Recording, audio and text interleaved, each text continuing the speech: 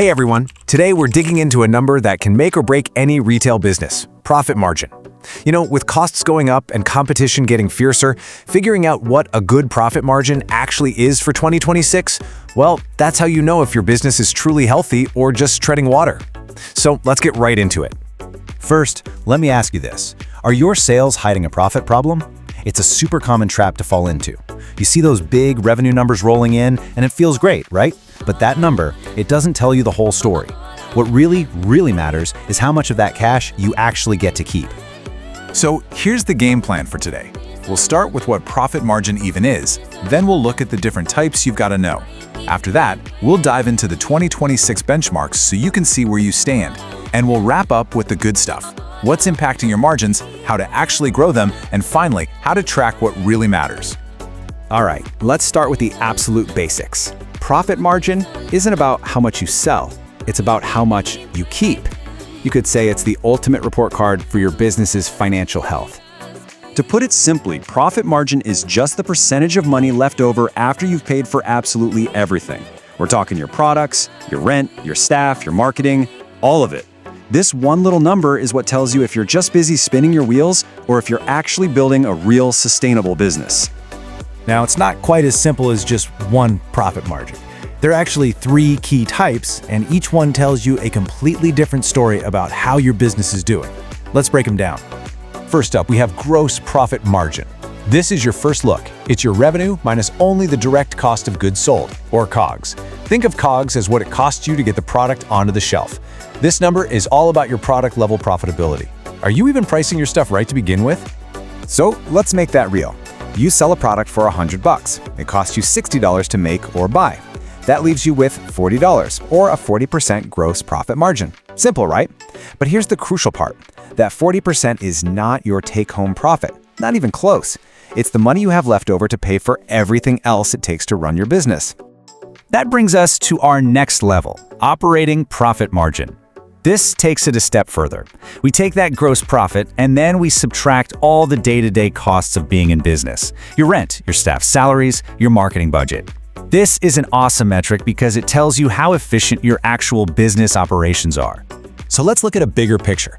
Say your store does $100,000 in revenue. You take out $60,000 for the products and then another $30,000 for all those operating costs. You're left with $10,000 in operating profit. That's a 10% operating profit margin. See how quickly that money disappears?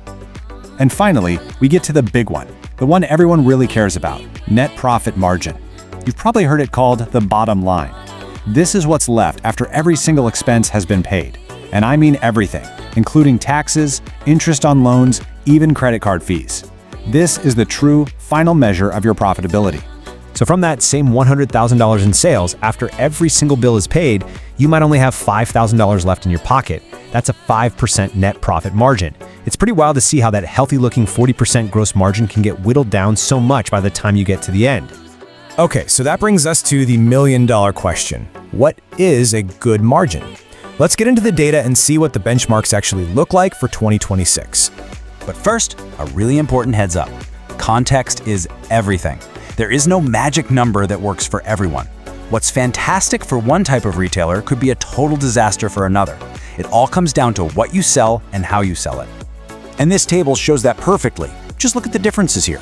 You've got specialty and online retailers pulling in pretty healthy net margins, around 6 to 7%. But then look way down at grocery stores. They're operating on a razor-thin 1.9% net margin.